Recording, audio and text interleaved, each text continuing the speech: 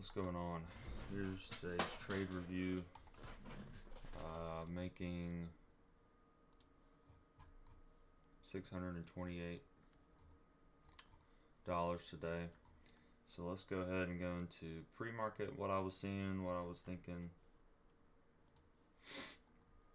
So here on the 15-minute overnight, we kind of just accumulated up back into this range right here. And then at 7:15ish, I believe we had some high impact news maybe, and we created two large wicks. So going into pre-market, I want to see one of them become the drawn liquidity. Now I was a little undetermined at the time which side would be tagged, right? Until we started stacking up some sequential SMTs. So as you can see, there's really nothing for me to work with here except this 15-minute fair value gap. So drop on down to the 1 minute. And as you can see on the 15-minute, we already made a change in state here when we took out all these accumulation lows. So, I mean, it does make sense for price to keep going bullish, in my opinion, until we started stacking up some sequential SMTs. So this wick right here, as you can see, NASDAQ swept it, and ES and YM did not. So there's our 90-minute.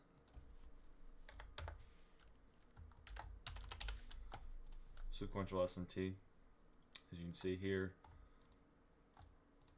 ES did not sweep that high. So then we start coming down. You know, we did have this large fair value gap get ran through to the downside. So I mean, honestly, you could have maybe even took a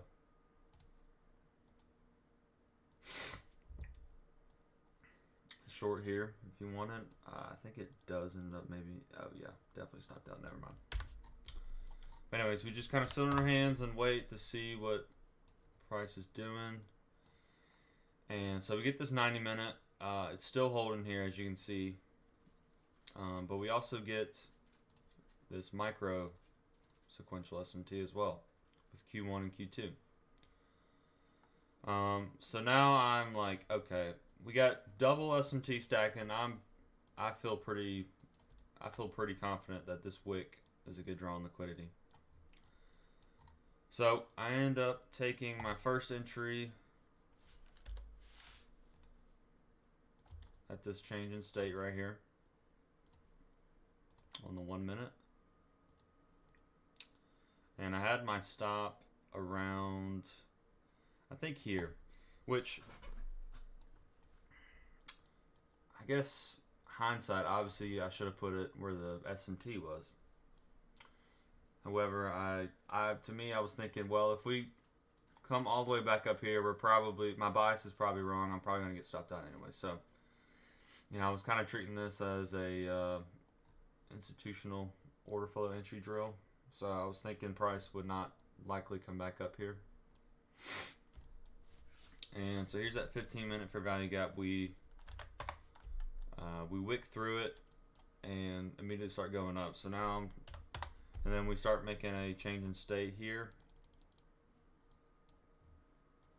If it'll load. So at this point, I'm like, all right, I'm probably getting stopped out. Like, this is, you know what I mean? So I ended up closing the trade, I think, right in here. And I think I lost maybe around 200-ish, maybe. So when I seen this, we also made an SMT here.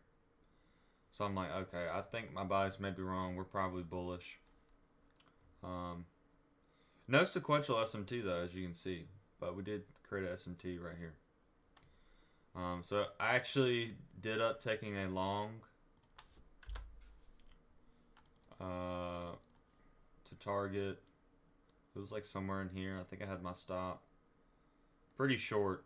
I ended up getting stopped out like immediately, but I had it to this previous day high, I believe. Yep. So price continues to just kind of trickle. Well, actually, so my initial trade actually was still valid because it never took out this high. And what gave me the urge to short again was the fact that we created another micro SMT with Q3 and Q4. As you can see, the top of Q3 right here, YM and ES both took it out. Little wick, very subtle, but to me, it still counts. So, third and last trade of the day was this change in state on the 1 minute. And I believe I had my stops pretty short as well because I was already down maybe 400-ish on the day. And, you know, I was pretty, I was really greedy today, I'll be honest. I wanted to pass my evals. So, and I still traded with the same size. I just kept my stop loss a lot shorter, which, you know, in theory, I should have still left it up here because that's where the SMT was. But I believe I had it like somewhere in here. And, you know, this time I just happened to be right. And so my initial bias was still holding. And we immediately just sell off very quick. And so I ended up taking no take profits, just stopped out, or stopped everything when we got to this wick, and made around $600-ish today. And that's how we passed 5 of our evals. Again, not super pleased with how I traded today. I mean, I haven't really been full porting, but I have been trading more than my rules say I should. So I know when these PAs come, I got to really lock in. I know with evals you can be a little more carefree, risk a lot more, but I know I have to really lock in on these PAs and probably reduce my risk and really focus on taking high quality setups and not over leveraging, because I know I can do it. I know I can find the best the trades of the day. My problem is I'm very impatient, and I just take a lot of them, but I'll eventually get the right one. That's how I've been somehow passing these evals. Yeah, that's it for today's trade review. Thank you.